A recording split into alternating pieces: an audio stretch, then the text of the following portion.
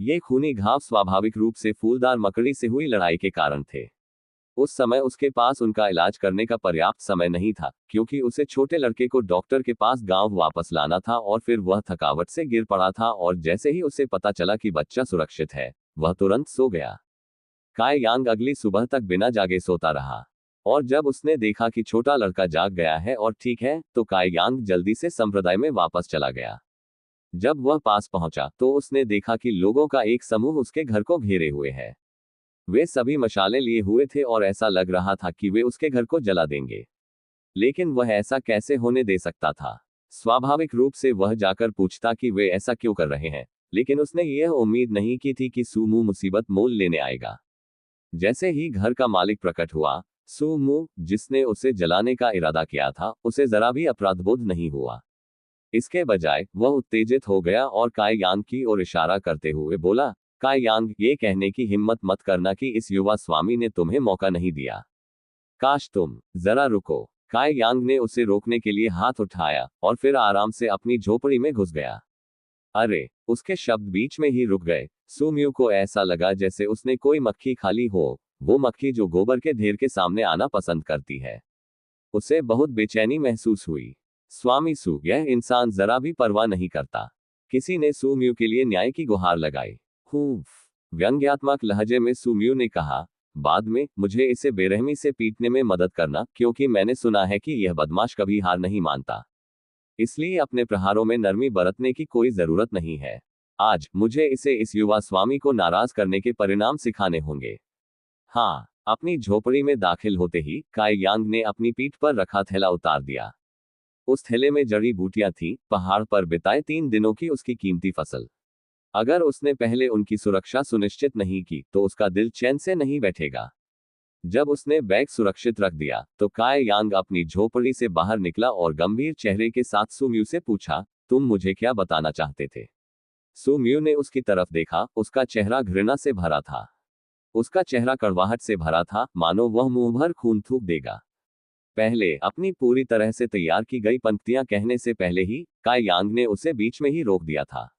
लेकिन अब जब काय यांग ने उससे पूछा था कि वह क्या कहना चाहता है, तो वह और इंतजार नहीं कर सका और चिल्लाया, काय यांग, ये कहने की हिम्मत मत करना कि उसके युवा गुरु ने तुम्हें मौका नहीं दिया। इसलिए जब तक तुम वहां मौजूद सभी साथी शिष्यों के सामने मेरे लिए घुटने टेक कर प्रणाम करने और मुझे अपना दादा कहने को तैयार हो, मैं तुम्हारी जान बख्श दूंगा। वरना हूँ। संदेश बहुत स्पष्ट था, जिसमें बिना कही गई धमकी का स्पष्ट संकेत था। जब उसने अपनी बात खत्म की तो सुम्यू का चेहरा बदला लेने की चाहत से भर गया। इससे साफ जाहिर हो रहा था कि वह काय यांग के बारे में कैसा महसूस करता है। आपको यकीन नहीं होगा किम के ये 10 अजीब पल। जिस्ट्राडार पब फ्यूचर के विज्ञापन। काय यांग ने धीरे से सिर हिलाया और दुखी होकर सुम्यू की तरफ देखा। क्या? सुम्यू को यकीन नहीं हुआ, क्योंकि काय यांग का चेहरा शांत और स्थिर था। इससे वह थोड़ा बेचैन हो गया, क्योंकि ब्लैक प्लम विलेज में काय यांग ने पहले भी उसके साथ खिलवाड़ किया था। वह अभी भी उस अनुभव से थोड़ा सदमे में था। बेटा रहित। काय यांग ने आह भरी। भीड़ दंग रह गई, सुम्यू भी दंग रह गया। वे सब सोच रहे थे कि यह बेटा रहित कैसे हो सकता है। तुम्हारा क्या मतलब है? सुम्यू ने गुस्से से पूछा। समझ में नहीं आ रहा? मैं तुम्हें समझाता हूँ। नेक इरादे वाले चेहरे के साथ काय यांग ने गंभीरता से कहा, मैं तुमसे पूछता हूँ, क्या स्काई टावर में तुम्हारे कोई बुजुर्ग है? लगता है तुम्हारी आंखें सचमुच हैं। यह सुनकर सुम्यू की पूंछ आसमान में उठ गई। काय यांग मुस्कुराया, क्योंकि जैसा उसने अनुमान लगाया था वैसा ही हुआ। सुम्यू के पास उसका साथ देने वाला कोई था, वरना वह इतनी बेशर्मी से अपना घर जलाने की हिम्मत कैसे कर पाता? तुम्हारे बड़े साहब का मुख्य द्वार पर कोई कम प्रभाव तो होगा ही ना? काय यांग ने फिर पूछा। वह बड़े साहब हैं, सुम्यू ने चिढ़कर कहा। मेरी एक बड़ी बहन भी है जो मेरी सबसे बड़ी शिष्या है। जब तक वह चाहेगी, एक उंगली ही तुम्हें मार डालेगी। काय यांग समझ गया, उसे सुम्यू के चरित्र की बारीकियां समझ आ गई थी। उसकी पीठ थपथपाते हुए उसने कहा, ये सही है, बिल्कुल बेवफा। क्या सही है और क्या गलत? सुम्यू गुस्से से भर गया। काय यांग उसे गोल गोल घुमा रहा था और अब उसका दिमाग खराब हो गया था। और उसे अभी भी समझ नहीं आ रहा था कि उसका क्या मतलब है। इतना आसान मामला है और फिर भी तुम समझ नहीं रहे। तुम्हारा दिमाग कैसे विकसित हो गया है? भौहें सिकोड़ते हुए काई यांग ने सू म्यू को दयनीय दृष्टि से देखा और धैर्यपूर्वक समझाया, तुम्हारी बड़ी बहन की स्थिति को देखते हुए वह मेरी सीनियर होती। अगर मैं तुम्हें सचमुच ऐसा कहूं तो तुम्हारी बड़ी बहन तुम्हें क्या कहेगी? फिर वह बड़ी बहन तुम्हें क्या कहेगी? पितृदोष, कितना पितृदोष! अगर मैं वह बड़ी बहन होती तो मैं तुम्हें बेसहारा ड्रैगन स्ट्रीम में बंद कर देती, ताकि इस जीवन में तुम इसे छोड़ने के बारे में सपने में भी न सोच सको। सू म्यू का पूरा शरीर कांप उठा और उसका चेहरा पीला पड़ गया। बेसहारा ड्रैगन स्ट्रीम स्काई टावर का एक ऐसा क्षेत्र है जो पूरे स्कूल में सबसे डरावना था। सैकड़ों स्कूल की स्थापना के 5 साल बाद जो भी शिष्य नियम तोड़ता या जघन्य अपराध करता पाया जाता, उसे उस क्षेत्र में फेंक दिया जाता और फिर कभी नहीं देखा जाता। जब तक आपको बेसहारा ड्रैगन स्ट्रीम में फेंका जाता, आप एक मृत व्यक्ति होते। बेसहारा ड्रैगन स्ट्रीम, ये 3 शब्द आसपास के हजारों मील तक मशहूर थे। इसकी बदनामी दूर दूर तक फैली हुई थी। पब फ्यूचर के विज्ञापन। सू म्यू काई यांग से नहीं डरता था, फिर भी उन 3 शब्दों ने उसकी आत्मा में भय पैदा कर दिया।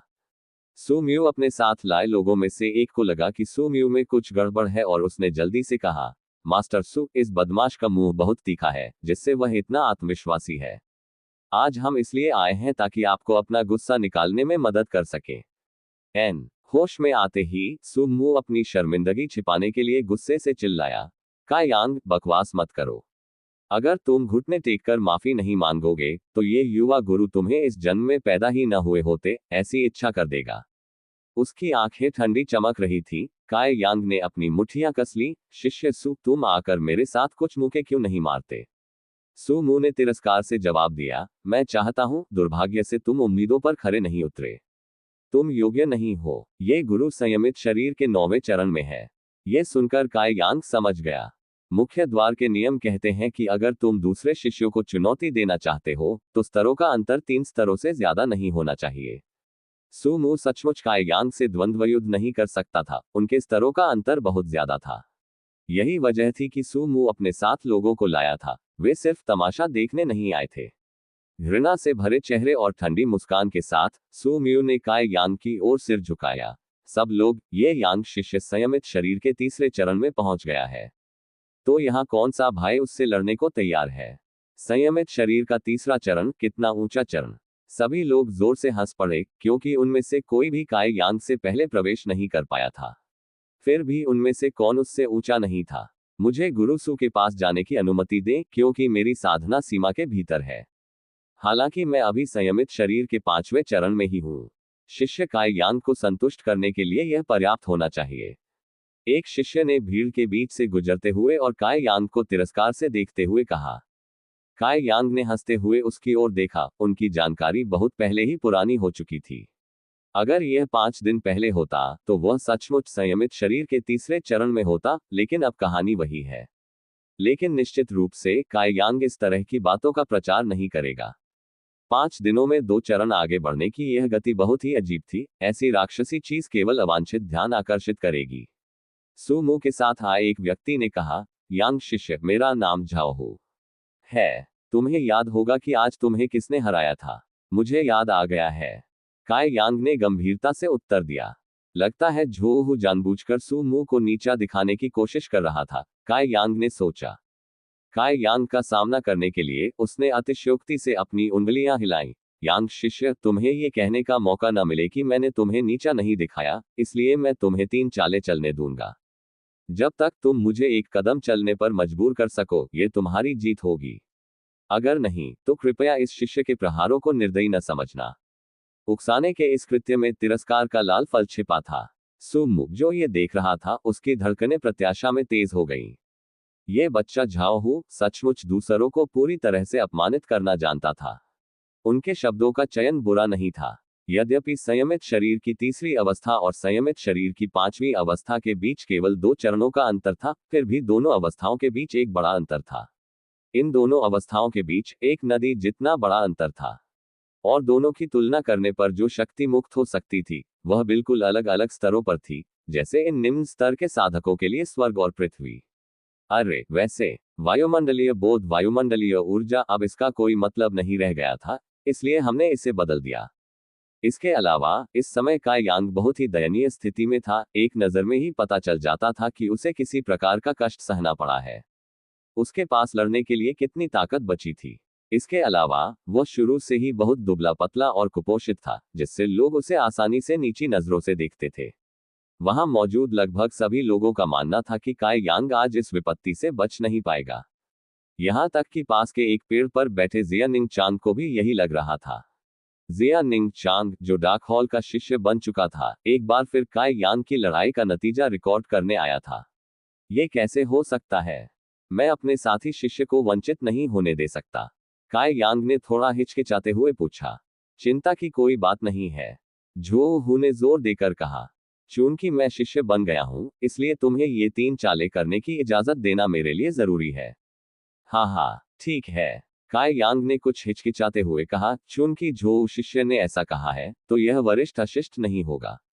लाओ, शुरू करो, झो हू जोर से चिल्लाया। उसने खुद को संभाला और अपने दोनों पैर जमीन पर मजबूती से जमा दिए। उसके शरीर की मांसपेशियां उभर आईं और उसके पूरे शरीर की नीली नसें उभर आईं। दूसरी तरफ काई यांग कदम दर कदम आगे बढ़ रहा था, उसके दुबले पतले हाथ और पैर तनाव में थे। झो हू ने मन ही मन उपहास किया और सोचा, तुम्हारे कमजोर शरीर के साथ मेरी बस एक सांस और मैं तुम्हें उड़ा दूंगा। तो फिर तुम क्या ताकत दिखा सकते हो? आराम से आगे बढ़ते हुए काई यांग झो हू के पास गया। उसने अपनी मुट्ठी बांधी और धीरे से उसे अपने सामने लहराया। मुस्कुराते हुए उसने चेतावनी दी, झो शिष्य, मैं वरिष्ठ अब तुम्हें सचमुच मारूंगा। तो आओ। जैसे ही ये शब्द निकले, काई यांग की मुख का छूट चुकी थी, सीधे झो हू के पेट पर लगी। धमाका। यह आवाज गूंजी, हालांकि वहां मौजूद किसी ने भी काई यांग को ये करते नहीं देखा। वह मुक्का जो अजीब तरह से झो हू पर लगा। जैसे ही उसका चेहरा पीला पड़ गया, झो हू अपने पेट को पकड़े बिना नहीं रह सका और उसे कुछ कदम पीछे हटना पड़ा। यहाँ जानिए आपकी कडल पोजीशंस आपके रिश्ते के बारे में क्या बताती है। हर ब्यूटी पब फ्यूचर के विज्ञापन। धमाका। उसके संभलने से पहले ही दूसरी मुक्का आ चुकी थी। यह एक बार फिर उसके पेट पर लगी। झो हू अपने पेट को पकड़े हुए झुक गया, क्योंकि उसने महसूस किया कि उसके पेट का एसिड ऊपर उठ रहा है। पा। काई यांग ने लात मारी और झो हू की ठुड्डी पर लगी। वह जमीन पर गिरकर एक बार चिल्लाया, बिना हिले डुले। वह जीत गया। एक गहरी खामोशी छा गई, इतनी शांति की पिन गिरने की आवाज भी सुनाई दे रही थी। एक एक करके सबने काई यांग की तरफ देखा, उनके चेहरों पर सदमा साफ दिखाई दे रहा था। सुम्यू की आंखें खास तौर पर बड़ी बड़ी थीं, इतनी बड़ी कि मानो अभी बाहर गिर जाएंगी। जो हू, जो 5वीं अवस्था में था, को 2 घूंसे और एक लात से ही उड़कर दूर जा गिरा। धिक्कार है। क्या वाकई किसी ऐसे व्यक्ति की ताकत है जो तीसरी अवस्था में है? हालांकि लड़ाई शुरू से लेकर आखिर तक झो हू ने कोई जवाबी हमला नहीं किया, लेकिन ये ताकत बहुत ज्यादा थी। लगभग 100 पाउंड वजन वाले व्यक्ति पर इतनी जोर से वार किया गया कि वह कुछ फीट दूर जा गिरा। अगर आपने कोई गंभीर प्रयास नहीं किया होता तो ये कैसे हो सकता था? और उसकी गति तो बेमिसाल थी। एक पल झो हू घमंड से मुस्कुरा रहा था और अगले ही पल वह बेहोश हो गया। उन्हें उस लड़ाई पर यकीन ही नहीं हो रहा था जो अभी अभी उनकी आंखों के सामने हुई थी। जिया निंग चांग का तो कहना ही क्या, जो पेड़ पर बैठा था और उसे लड़ाई रिकॉर्ड करनी थी। उसकी छोटी सी किताब में साफ लिखा था कि काई यांग ने युद्ध जीत लिया।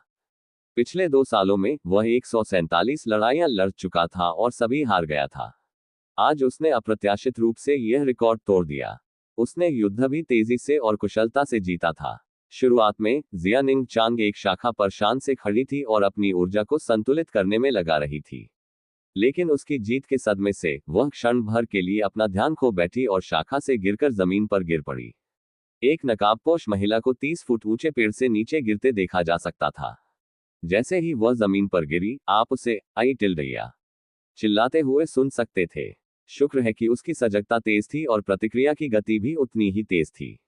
आखिरी क्षण में उसने गिरने से बचने के लिए अपने शरीर में कुछ ऊर्जा लगा ली, वरना उसे और भी गंभीर चोटें लग सकती थी। हालांकि उसके नितंब अभी भी दर्द से जल रहे थे, जिससे उसकी मांसपेशियां तनावग्रस्त हो रही थीं, इतनी गर्म की पानी भाप बन रहा था। जैसे ही वह खड़ी दर्द सह रही थी, कोई भी उसके दोनों खूबसूरत पैरों को कांपते हुए देख सकता था। जिया निंग चांग ने घबराहट से इधर उधर देखा, लेकिन उसे एहसास हुआ कि वहां कोई मौजूद नहीं है और उसने राहत की सांस ली।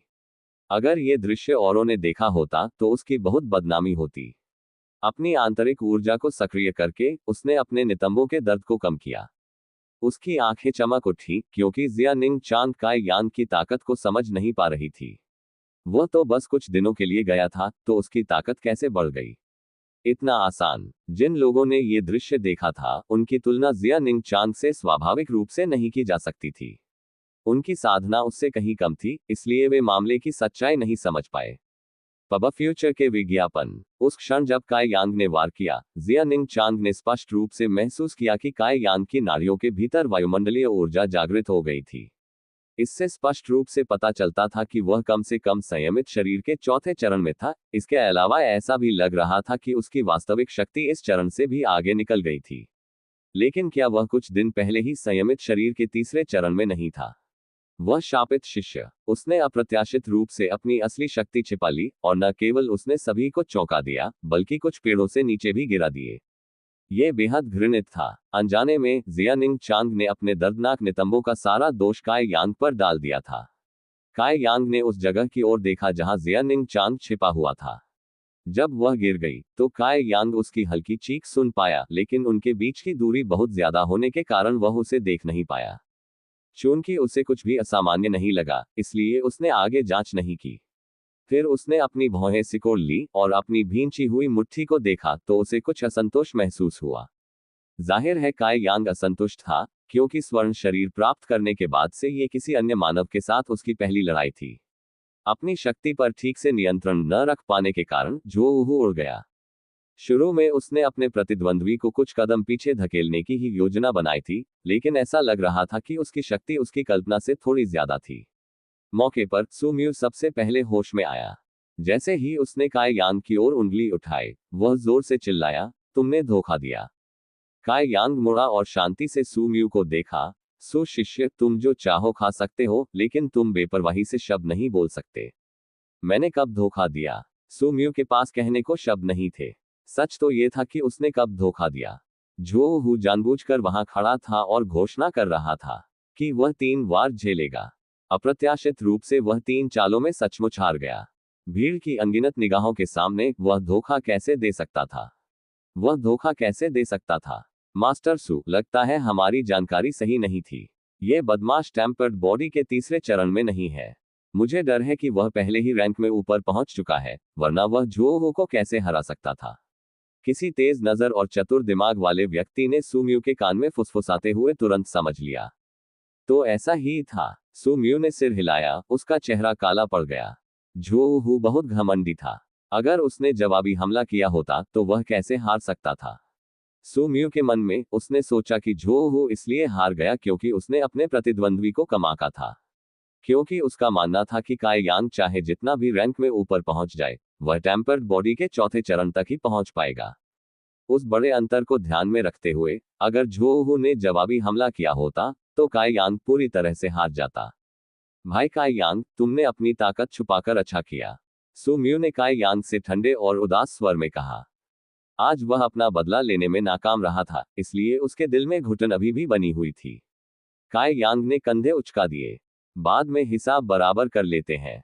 अगली बार तुम इतने भाग्यशाली नहीं रहोगे। सू म्यू ने ठंडे स्वर में काय यांग से कहा।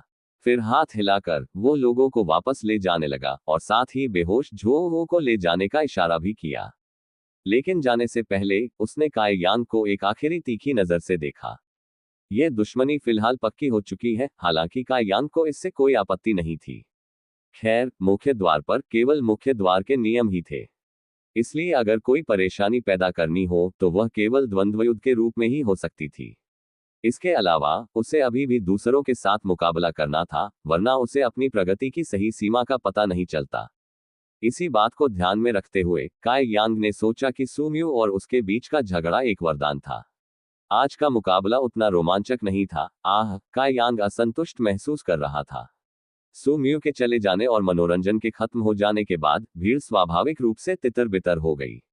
हालांकि उनमें से कई लोग अभी भी अपने मन में उस 2 साल के परीक्षण शिष्य काय यांग के हालिया चमत्कार को याद कर रहे थे।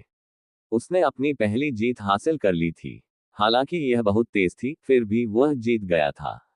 इस लड़ाई की खबर जल्द ही साथी शिष्यों के बीच चर्चा का विषय बन गई, और कुछ लोग वहां मौजूद लोगों से इसकी जानकारी लेने की कोशिश करने लगे। अगर सू म्यू की स्थिति न होती तो ये खबर बहुत पहले ही दुनिया के कोने कोने तक फैल चुकी होती। हालांकि चूंकि सू म्यू इसमें शामिल था, शिष्य इसे अपने पेट में ही छिपाकर चुपचाप इसके बारे में बात कर सकते थे। काय यांग की छोटी सी झोपड़ी में आखिरकार मामला शांत हो गया था। आसमान की ओर देखते हुए काय यांग उदास हो गया। क्योंकि सुम्यू परेशानी खड़ी करने आया था, उसने संयमित शरीर के रिकॉर्ड का अभ्यास करने का कीमती समय गंवा दिया था। यह सचमुच बहुत अफसोस की बात थी। अपने अतिरिक्त कपड़े निकालकर काय यांग अपनी झोपड़ी के पास छोटे से तालाब में गया। अपने फटे पुराने कपड़े उतारकर वह नहाने की तैयारी करने लगा। पिछले कुछ दिनों से वह पहाड़ पर घूम रहा था और फिर उसने फूलों वाली मकड़ी से लड़ाई की थी। इन दोनों चीजों ने मिलकर उसे सचमुच अजीब गंध दी थी। जिया निंग चांग चुपके से झोपड़ी की तरफ चली गई, क्योंकि वह इस सह शिष्य का असली स्तर जानना चाहती थी। लेकिन जब वह कोने में मुड़ी तो उसकी नजर सिर्फ सफेद नितंबों पर पड़ी। काय यांग पूरी तरह नंगा हो चुका था, कपड़ों का एक टुकड़ा भी नहीं बचा था और वह पानी में गोता लगाने की स्थिति में था। जिया निंग चांग का छोटा सा चेहरा तुरंत लाल हो गया। हालांकि उसकी साधना बहुत ऊंची थी, फिर भी वह एक मासूम औरत थी। नितंबों की तो बात ही छोड़िए, उसने किसी पुरुष की जांघ भी नहीं देखी थी। वह ये दृश्य कैसे सहन कर सकती थी? बहुत उत्तेजक। जिया निंग चांग का दिल तेजी से धड़कने लगा था और उसने जल्दी से खुद को छिपा लिया। कैसे? आज उनका ये हश्र क्यों हुआ? उस दयनीय लड़की के चेहरे पर आंसू बह रहे थे, उसका राज जानने का समय ही नहीं था। पैर पटकते हुए वो पलक झपकते ही गायब हो गई। वह बदबूदार शिष्या। शिक्षकों द्वारा ली जाने वाली वे प्रवेश परीक्षाएं बहुत ढीली थीं। दिन के उजाले में शिष्यों का नंगा होना बहुत बेशर्मी है। बहुत बेशर्मी। तालाब में काय यांग अपने शरीर को धो रहा था और उसका निरीक्षण कर रहा था। उसने पाया था कि जब से उसने टेम्पर्ड बॉडी रिकॉर्ड का अभ्यास शुरू किया है, उसकी मांसपेशियां मजबूत और पुष्ट हो गई हैं। हालांकि वह अभी भी दुबला पतला था, लेकिन वह सही जगहों पर दुबला पतला था। इसके अलावा कल फूलदार मकड़ी से हुई लड़ाई के घाव पहले ही निशान बन चुके थे। बस फूलदार मकड़ी के पैर से हाथ का घाव अभी पूरी तरह से ठीक नहीं हुआ था, वह अभी भी थोड़ा दर्दनाक था। आखिरकार वह उसके हाथ में घुस गया था, इसलिए वह इतनी जल्दी ठीक नहीं हो सकता था। लेकिन यह उतना गंभीर नहीं था जितना उसने सोचा था। कुछ दिन और दे और पूरी तरह ठीक हो जाएगा। मकड़ी के साथ उस जीवन मरण की लड़ाई के बारे में सोचकर काय यांग उत्तेजित हो गया। न जाने क्यों, वह जितनी खतरनाक स्थिति में था, उतना ही अधिक उत्साही और उत्साहित होता जा रहा था। उसका स्वभाव अप्रत्याशित रूप से ऐसा था, क्या वह अनजाने में ही आत्मपीड़ावादी था और 10 साल से कुछ ज्यादा जीने के बाद अचानक जाग गया था। यह सोचकर उसने तुरंत गहरी सांस ली और खुद को तालाब में डुबो लिया। कुछ देर तक पानी से बाहर नहीं निकला। हालांकि उसे अभी बहुत कुछ करना था, फिर भी काय यांग नहाने चला गया। कपड़े पहनने के बाद उसने झाड़ू लगाना शुरू कर दिया। आखिरकार स्काई टावर में यही उसका काम था, और चूंकि उसे यह काम सौंपा गया था, इसलिए उसे इसे अपनी पूरी क्षमता से पूरा करना होगा। झाड़ू लगाते समय काय यांग को स्पष्ट रूप से महसूस हुआ कि उसके साथी शिष्यों की निगाहें अजीब थीं। वे संदेह से भरे हुए थे, क्योंकि वे वही थे जिन्होंने सुबह सुबह उसके योद्धा को देखा था। उन्हें समझ नहीं आ रहा था कि काय यांग जोहू को बेहोश कैसे कर पाया। काय यांग शांति और ईमानदारी से अपना काम करता रहा। झाड़ू लगाने के बाद काय यांग अपनी लकड़ी की झोपड़ी में लौट आया और अपना थैला खोला। अंदर से उसने इकट्ठा की हुई जड़ी बूटियां निकाली। 3 पत्ती वाला कैस स्पिरिट फ्लावर और 1.5 जेडी ट्री ग्रास बाहर रखा और बाकी बची जड़ी बूटियां वापस थैले में रख दी। काय यांग के लिए ये अतिरिक्त जड़ी बूटियां बिल्कुल बेकार थीं, लेकिन वह इन्हें कुछ योगदान अंकों के लिए कंट्रीब्यूशन हॉल में बेच सकता है। जड़ी बूटियों को लपेटकर वह जाने लगा, लेकिन फिर रुक गया। फिर से सोचते हुए वह वापस गया और अपने कपड़े बदले, अपने फटे खून से सने कपड़े पहने और फिर से जाने से पहले अपना चेहरा भी थोड़ा गंदा कर लिया। कंट्रीब्यूशन हॉल में कोषाध्यक्ष मेन काउंटर के पीछे एक चायदानी पकड़े बैठा था। चाय की चुस्कियां लेते हुए वह खुशी से एक धुन गुनगुना रहा था। अचानक हॉल के प्रवेश द्वार पर एक मानव आकृति दिखाई दी। बूढ़े मेंग ने ऊपर अपना सिर ऊपर उठाया और देखने लगा, और जैसे ही वह उस बदमाश को डांटने वाला था जिसने यहां आने की हिम्मत की, उसकी आंखें चौड़ी हो गईं। इतनी सुबह सुबह और किसी ने उसकी शांति और स्थिरता भंग करने की हिम्मत की। फिर भी जब उसने काय यांग को थका हारा अंदर आते देखा, उसके फटे पुराने कपड़े, जिन्हें अब कपड़े नहीं कहा जा सकता था, उसके दोनों पैर साफ दिखाई दे रहे थे और उसके पैरों के बाल भी। टीएल, हाँ, मैं भी आपकी तरह उलझन में हूं, पैरों के बाल। ओ, दोनों। प्रवेश द्वार पर खड़े पुरुष शिष्यों ने ये देखा और इस आवारा पर चौंककर चीख पड़े और जल्दी से पीछे हट गए। कोषाध्यक्ष मेंग का आत्म संयम कैसा था। पहाड़ में प्रवेश करने के बाद फिर समुद्र में उतरने के बाद भी वह भावशून्य ही रहता। भले ही 10 शहरों का नरसंहार हो जाए, फिर भी उसी क्षण उसने अपनी चाय का घूंट भर लिया। आप उस दृश्य की कल्पना कर सकते हैं। छोटे काई यांग, तुम्हारा रूप क्या है? बूढ़ा मेंग लगभग पागल हो गया और जल्दी से खड़ा हो गया। स्तब्ध होकर उसने काई यांग की ओर देखा। काउंटर की ओर दौड़ते हुए काई यांग ने जवाब देने से पहले एक गहरी सांस ली। मैं लौट आया हूं। बहुत कष्ट सहे हैं, है ना? कोषाध्यक्ष मेंग को काई यांग पर दया आ गई। कुछ दिन पहले ही जब वह उसके घर आया था तब भी वह स्वस्थ था, फिर भी ब्लैक विंड पर्वतों की एक ही यात्रा से उसकी हालत ऐसी हो गई थी। वह न तो इंसान जैसा था और न ही भूत जैसा। यह बहुत दुखद था। हाँ, मैं खतरे में था। सिर हिलाते हुए काई यांग ने और कुछ नहीं कहा। जल्दी से उसने अपना थैला खोला और अंदर रखी जड़ी बूटियों की ओर इशारा किया। लेकिन मेरी फसल खराब नहीं थी। कोषाध्यक्ष मेंग, क्या योगदान हॉल इन जड़ी बूटियों को स्वीकार करेगा? जड़ी बूटियों को देखकर कोषाध्यक्ष मेंग की भौहें तन गईं। वे साधारण श्रेणी की निम्न स्तर की जड़ी बूटियां थीं और व्यावहारिक रूप से उनका कोई मूल्य नहीं था। योगदान हॉल में ये जड़ी बूटियां इतनी ज्यादा थीं कि अगर वह स्वीकार भी कर लेते तो उन्हें रखने की जगह नहीं होती। जैसे ही वह जड़ी बूटियों को अस्वीकार करने ही वाला था, कोषाध्यक्ष मेंग ने काई यांग की आंखों में उम्मीद देखी और फिर उसके पहनावे की ओर देखा। यह देखकर उसका दिल पिघल गया। ओह, हम स्वीकार करेंगे। हर 2 जड़ी बूटियों के लिए मैं तुम्हें एक योगदान बिंदु दूंगा। ठीक है, तो कृपया उन्हें गिन लो। बिना मोलभाव किए काई यांग ने थैला आगे बढ़ा दिया। कोषाध्यक्ष मेंग जड़ी बूटियों की संख्या गिनने गए। 32 जड़ी बूटियां थीं, कुल 16 योगदान बिंदु। वह तुरंत अपने खाते में यह बात दर्ज करने गया। तुम पूरे 3 दिन ब्लैक विंड माउंटेन में रहे, फिर भी तुम्हें बस इतना ही मिला? कोषाध्यक्ष मेंग ने लापरवाही से पूछा। यह मिल जाना अच्छा माना जाता है। काई यांग ने ध्यान से चारों ओर देखते हुए कहा। के यह बुरा नहीं है। कोषाध्यक्ष मेंग काई यांग पर ठंडा पानी डालने से खुद को रोक नहीं पाया, क्योंकि वह जानता था कि उसे किन मुश्किलों का सामना करना पड़ रहा है। हालांकि इस बच्चे की स्वाभाविक योग्यता अच्छी नहीं थी, फिर भी वह कड़ी मेहनत करने को तैयार था। आजकल इस तरह के मेहनती युवा दुर्लभ हैं। यह बहुत अफसोस की बात है कि उसकी योग्यता इतनी कमजोर थी कि यह एक घातक नुकसान था, क्योंकि इसने उसे कोई बड़ी उपलब्धि हासिल नहीं करने दी। जब वह ये सोच रहा था, उसने देखा कि काई यांग की नजरें इधर उधर घूम रही थीं और वह उत्सुकता से उससे पूछे बिना नहीं रह सका। तुम क्या देख रहे हो? रहस्यमय ढंग से कि यांग आगे झुका और धीमी आवाज में बोला। कोषाध्यक्ष मेंग, पहाड़ की इस यात्रा में मुझे लगता है कोई अविश्वसनीय चीज मिल गई है। काई यांग की सतर्कता देखकर कोषाध्यक्ष मेंग को भी लगा कि यह चीज कोई अनोखी चीज है। वह भी गंभीर हो गया और धीमी आवाज में बोला, कौन सी चीज? मुझे नहीं पता। मैं इसे आपको दिखाने के लिए वापस लाया हूं। आप अनुभवी और जानकार हैं, इसलिए आपको इसे जरूर पहचानना चाहिए। ये कहते हुए उसने अपने नितंबों को छुआ और एक और थैला निकाला। सावधानी से उसे काउंटर पर रख दिया। कोषाध्यक्ष मेंग ने ऊपर देखा और देखा कि काई यांग के चेहरे पर उत्सुकता और घबराहट दोनों झलक रही थी। वह भी सतर्क हो गया। उसने धीरे से थैला खोला और आंखें मूंद कर अंदर का सामान देखा। यह लगभग एक कटोरे के आकार का था, गहरे लाल रंग का, मशरूम जैसा, कवक जैसा। यह सचमुच अनोखा लग रहा था, मानो स्वर्ग और पृथ्वी का सा आभा मंडल हो। के कोषाध्यक्ष मेंग खुद को 2-4 बार खांसने से नहीं रोक पाया। घबराहट में काई यांग ने उसकी ओर देखा और उससे पूछा, यह क्या चीज है?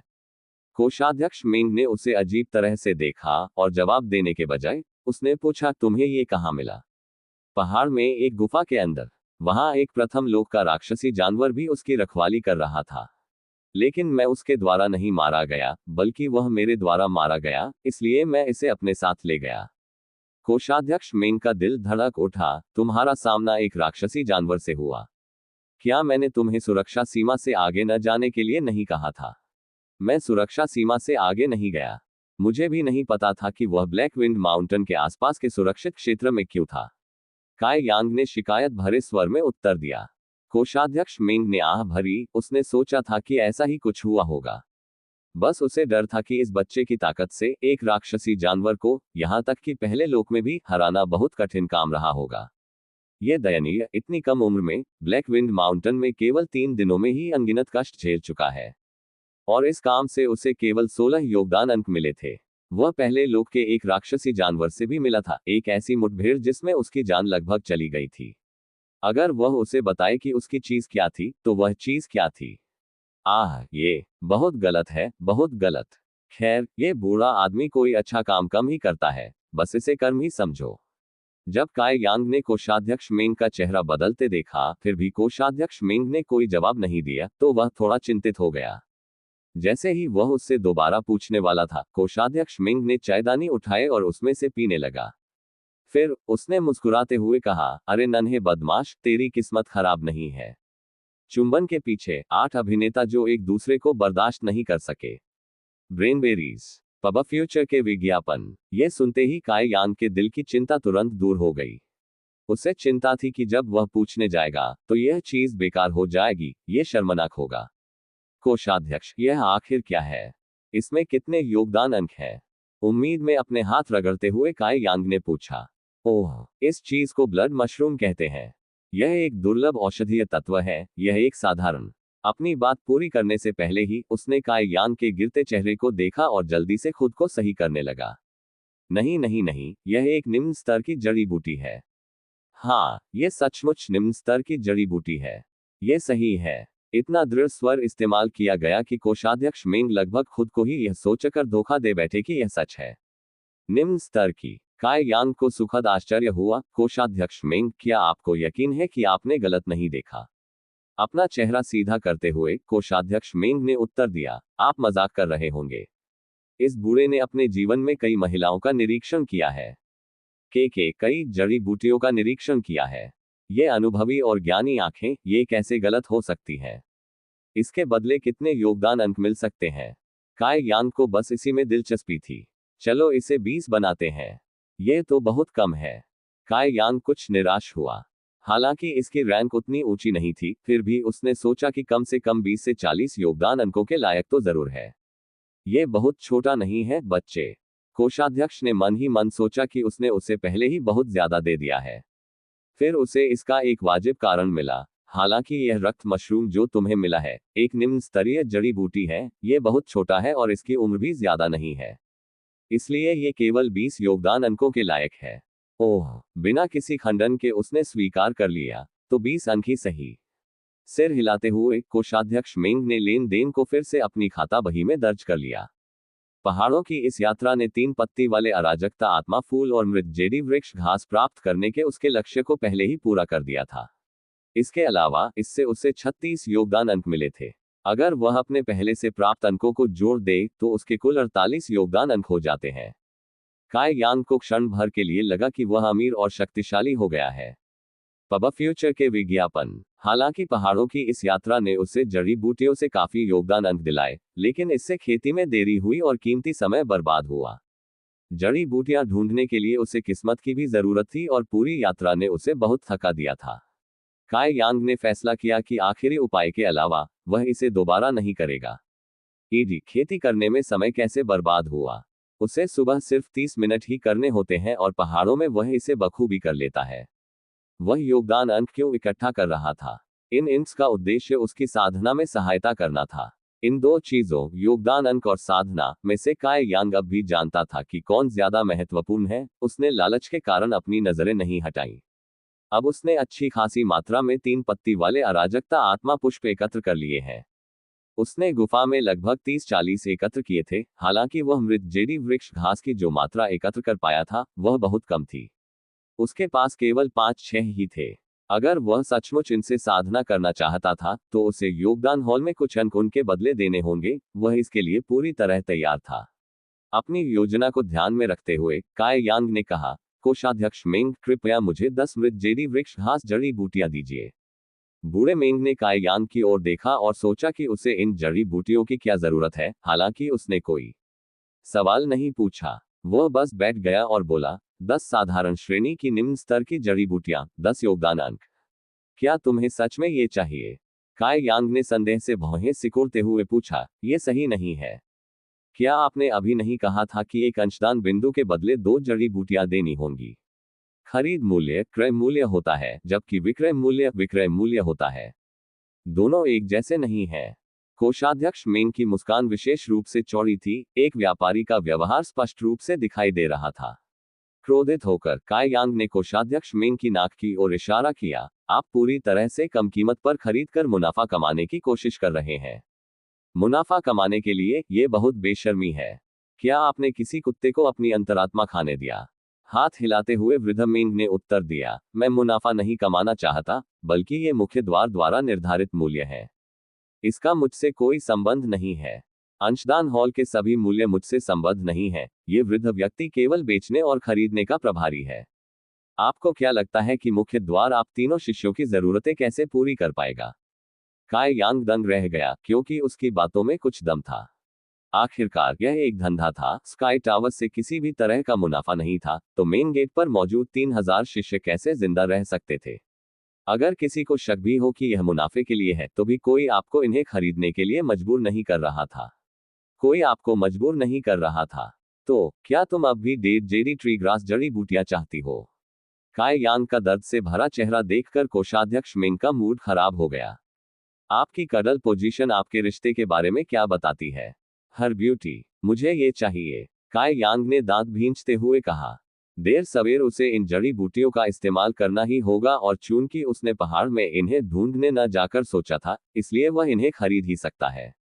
मुड़कर कोषाध्यक्ष मेंग पिछले हॉल में गया और जल्द ही डेड जेडी ट्री ग्रास लेकर लौट आया। काय यांग जड़ी बूटियों की संख्या गिन रहा था, जबकि कोषाध्यक्ष मेंग लेन देन का हिसाब लिख रहा था। हंफ, इतना बड़ा नुकसान सहने के बाद काय यांग पलटा और तुरंत दुखी होकर हॉल से बाहर चला गया। जब समय मिले तो फिर आना, कोषाध्यक्ष मेंग ने पीछे से गर्मजोशी से पुकारा। बार बार तुम्हारे हाथों मारे जाने के लिए आना। काय यांग को आखिरकार पता चल गया कि मेंग का उपनाम कहां से आया है। 3 कदम 2 कदम काय यांग बेतहाशा बाहर भागा। बाहर निकलते समय बाहर भागती हुई एक आकृति लगभग उससे टकरा गई। दोनों लोगों की प्रतिक्रियाएं काफी तेज थीं। काय यांग तुरंत रुक गया और दूसरा व्यक्ति भी। एक मीठी और सुखद सुगंध काय यांग तक पहुंची। अपना सिर उठाकर काय यांग ने देखा कि चांद जैसी दो स्पष्ट आंखें उसे घूर रही थीं, लेकिन वह उसका चेहरा साफ नहीं देख पा रहा था। ऐसा इसलिए था क्योंकि उस व्यक्ति ने अपना चेहरा घूंघट से ढका हुआ था। यह एक महिला थी। हालांकि वह उसका चेहरा नहीं देख पा रहा था, उसकी त्वचा की स्थिति को देखते हुए वह ज्यादा बुरी नहीं थी। वह शायद उससे बड़ी थी। सिर हिलाकर माफी मांगते हुए काय यांग ने फिर अपना शरीर एक तरफ कर लिया, साफ इशारा करते हुए कि वह पहले अंदर आ जाए। सामने वाला विचलित सा लग रहा था और अचानक लाल हो गया। यह देखकर उसकी अपनी नजरें भी टेढ़ी हो गईं। उसका लाल चेहरा देखकर काय यांग ने सोचा कि यह सीनियर काफी शर्मिला है। उसे नाराज करने से बचने के लिए उसने तुरंत अपनी नजरें फेर ली। जिया निंग चांग बहुत शर्मिंदा हो गई। उसे उम्मीद नहीं थी कि वह कंट्रीब्यूशन हॉल के सामने काय यांग से टकरा जाएगी। उसका चेहरा देखते ही उसे तुरंत अपनी और उसकी याद आ गई। अचानक उसका चेहरा लाल हो गया और उसका बुखार चढ़ गया। वह जल्दी से हॉल में भागी, उसने अपना सिर उठाने की भी हिम्मत नहीं की। यह दृश्य देखकर कुछ हंसी आ रही थी, क्योंकि इतनी शर्मीली महिलाएं बहुत कम होती हैं। हालांकि स्काई टावर में कई महिला शिष्याएं हैं, वे युद्ध साधक थीं और इसलिए सामान्य से ज्यादा खुले विचारों वाली थीं। उसके जैसी किसी महिला का सिर्फ उसका चेहरा देखकर लाल हो जाना, इसमें कोई आश्चर्य की बात नहीं थी कि उसने घूंघट पहना था। ये सीनियर थोड़ा सा प्यारा था, बस उसके शरीर की खुशबू उसे थोड़ी परिचित सी क्यों लग रही थी, जैसे उसने पहले भी उसे सूंघा हो। योगदान कक्ष में प्रवेश करने के बाद जिया निंग चांग ने पीछे मुड़कर देखा। जब उसने देखा कि काय यांग पहले ही जा चुका है, तो उसने राहत की सांस ली, क्योंकि सुबह की घटना के कारण उसे अभी भी थोड़ी ग्लानि हो रही थी। जब उसकी भावनाएं उथल पुथल में थीं, तभी उसने कोषाध्यक्ष मेंग को काउंटर से आह भरते सुना। क्या बात है मालिक? जिया निंग चांग ने पूछा। तुम्हें तो बस उस बच्चे पर दया आ रही थी, कोषाध्यक्ष मेंग ने सिसकते हुए कहा। वह एक अच्छा बच्चा है, कष्ट सहने को तैयार है, वह साहसी है, उसका व्यक्तित्व अच्छा है, उसका चरित्र बुरा नहीं है। जब जिया निंग चांग ने सुना कि उसके मालिक काय यांग की प्रशंसा कर रहे हैं, तो वह तुरंत क्रोधित हो गई। उसने मन ही मन सोचा कि उसे आज सुबह काय यांग की हरकतों के बारे में अभी तक पता नहीं चला। उसने न सिर्फ उसे नंगा कर दिया था, बल्कि उसकी आंखें भी खराब कर दी थी और तुम्हारी इस शिष्या को जिंदगी का सबसे बड़ा डर दे दिया था। कोषाध्यक्ष मेंग लगातार बोलती रही, जिससे वह और भी ज्यादा क्रोधित होती गई। अब और बर्दाश्त न कर पाने के कारण उसने काउंटर पर अपना हाथ पटक दिया। पापा! आवाज ऐसी गूंजी जैसे कुछ टूट गया हो।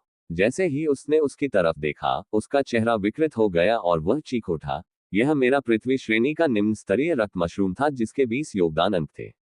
ये रक्त मशरूम था। काउंटर पर पहले से ही चूर्ण लगे मशरूम को देखकर जियानिंग चांग ने खुद से पूछा कि क्या उसके गुरु की आंखें कमजोर हो रही हैं।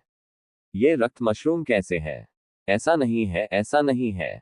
तुम्हारे गुरु इसे कैसे गलत समझ सकते हैं? कोषाध्यक्ष मेंग ने हल्की सांस छोड़ते हुए जवाब दिया।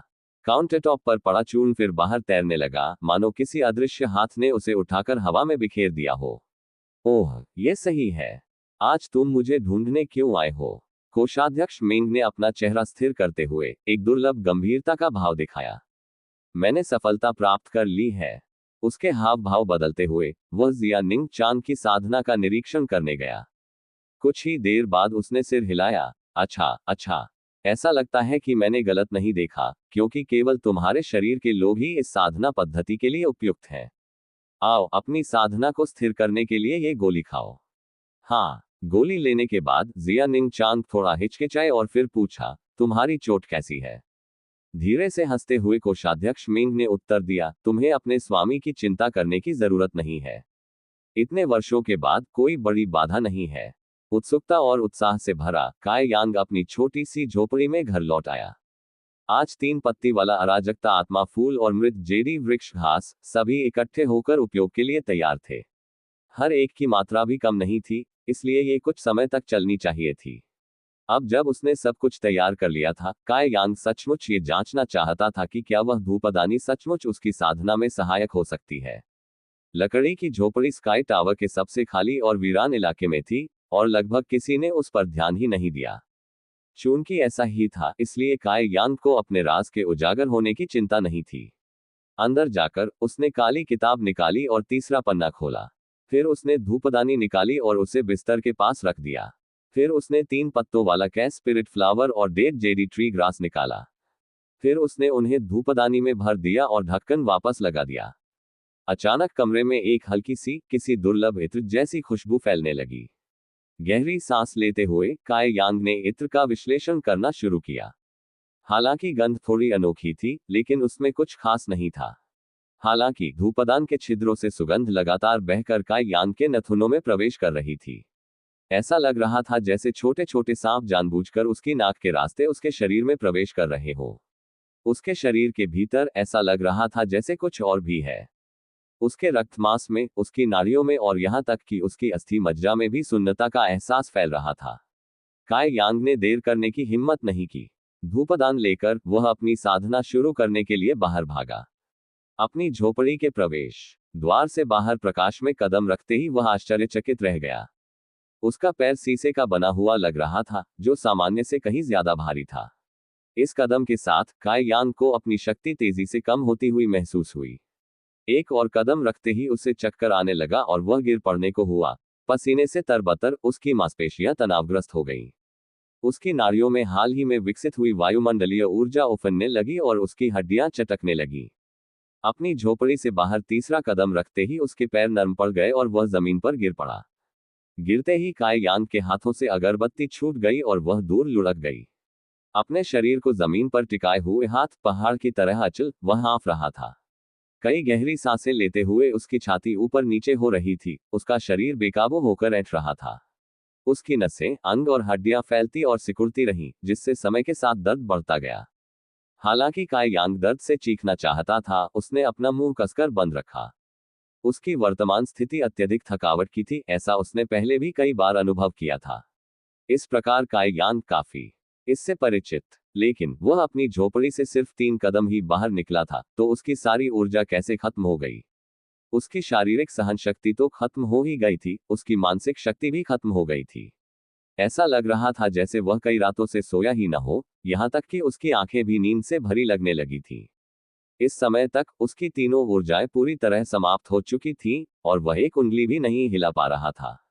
इस समय तक 3 पत्ती वाले कैस स्पिरिट फ्लावर और डेड जेडी ट्री ग्रास के दुष्प्रभाव का यांग के मस्तिष्क पर असर करने लगे थे। इन दोनों जड़ी बूटियों की विषाक्तता ज्यादा तीव्र नहीं थी। ये इतनी कमजोर थी कि सामान्य लोग इनका आसानी से विरोध कर सकते थे, लेकिन शर्त यह थी कि ये स्वस्थ हो। काई यांग को रोजाना होने वाली कठिनाइयों और अपनी वर्तमान स्थिति को देखते हुए काई यांग को इनका सामना करने में परेशानी हो रही थी। उसे डर था कि अगरबत्ती की खुशबू सूंघने की वजह से ही यह स्थिति पैदा हुई है। हालांकि 3 पत्ती वाले कैस स्पिरिट फ्लावर और डेड जेडी ट्री ग्रास की विषाक्तता के बावजूद वे इतने तीव्र दुष्प्रभाव उत्पन्न करने में असमर्थ थे। यह रहस्य धूपदानी से उत्पन्न हुआ था, यह उन दोनों जड़ी बूटियों की विषाक्तता को बढ़ाने में सक्षम थी। जब से उसने स्वर्ण शरीर प्राप्त किया था, हर बार अभ्यास करने पर वह कभी थका या क्षीण नहीं हुआ। और चूंकि वह कभी थका नहीं था, इसलिए काई यांग अपनी सीमाओं तक पहुंचने में असमर्थ था। अपनी सीमाओं तक पहुंचने में असमर्थ होने के कारण वह सुधार करने में असमर्थ था। हालांकि ऐसा लग रहा था कि अब ऐसा नहीं था। उसने केवल 3 कदम उठाए, फिर भी उसकी सारी शक्ति समाप्त हो गई थी। लेकिन इस धूपदानी का प्रभाव उसे इस स्तर पर अपनी सीमाओं तक पहुंचने में सक्षम बनाने जितना सरल नहीं था, क्योंकि क्या भविष्य में कभी ऐसा कोई डर होगा कि वह अपनी सीमाओं तक फिर से प्रशिक्षण नहीं ले पाएगा। काई यांग हमेशा मानते थे कि एक व्यक्ति की क्षमता असीमित होती है और महत्वपूर्ण बात यह है कि कोई इसे कैसे उजागर करता है। हालांकि प्राकृतिक योग्यता एक व्यक्ति को परिपक्व होने में मदद कर सकती है, लेकिन उसका अपना प्रयास महत्वपूर्ण है। इतने सालों बाद उसे भी पता था कि उसकी अपनी प्रतिभा में कमी है, फिर भी उसने लगन से संघर्ष किया और साधना करने की अपनी लगन कभी नहीं छोड़ी। ये सोचकर काई यांग का मनोबल बहुत ऊंचा हो गया। धीरे धीरे और बहुत कोशिश करके उसने अपने थके हुए शरीर को ऊपर उठाने के लिए अपने हाथों का इस्तेमाल किया। उसकी जांघें इतनी जोर से खींच गईं कि उसकी नसें उभर आईं। दांत पीसते हुए उसने धीरे धीरे खुद को ऊपर खींचा।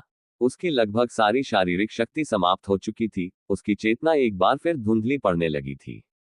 फिर भी उसका दिल हार मानने को तैयार नहीं था, जिससे उसे शक्ति और ऊर्जा का एक जबरदस्त झोंका मिला। अपने पूरे जीवन में वह किसी भी चीज के लिए इतना जिद्दी कभी नहीं रहा था। वह अड़ा हुआ था कि वह इसे हरा देगा। उठो, क्योंकि जहां तुम गिरोगे वहीं से तुम उठोगे भी। अगर वह खड़ा होता तो अपनी सीमाओं को तोड़ देता, वह जीत जाता। समय पहले कभी इतना धीरे नहीं बीता था जितना अब बह रहा है। उसके दोनों पैर जमीन पर पहले से ही मजबूती से जमे हुए थे। पैरों को थोड़ा मोड़कर कांपते हुए खड़े होने की उसकी इच्छा जरा भी कम नहीं हुई थी। वह खड़ा होगा, चाहे इसके लिए उसे जितना हो सके धीरे धीरे ही क्यों न चलना पड़े। आखिरकार काई यांग जोर से चिल्लाया, क्योंकि वह आखिरकार सीधा खड़ा हो गया था। लड़खड़ाते हुए आगे बढ़ते हुए उसने खुद को संभाला और अपने पैरों को जमीन पर टिका दिया।